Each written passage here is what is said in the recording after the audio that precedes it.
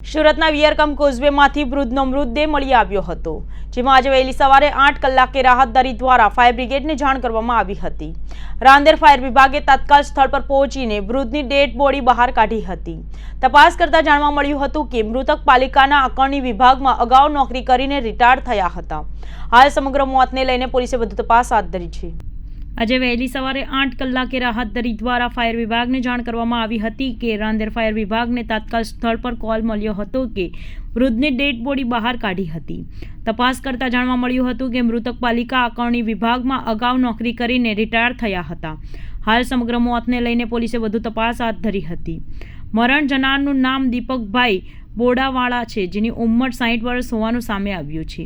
મરણ જનાર પાલનપુર જકાતનાકા દીનદયાળ સોસાયટી રાંદેરના રહેવાસી હતા।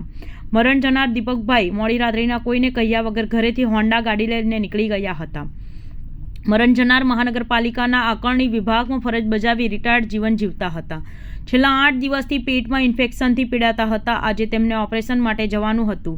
કદાચ ઓપરેશનના ડરથી અથવા તો બીમારીથી કંટાળીને આપઘાત કર્યો હોવાની આશંકા વ્યક્ત કરવામાં આવી રહી છે। સમગ્ર બનાવને લઈને ચોકબજાર પોલીસ ઘટના સ્થળે પહોંચી વધુ તપાસ હાથ ધરી હતી।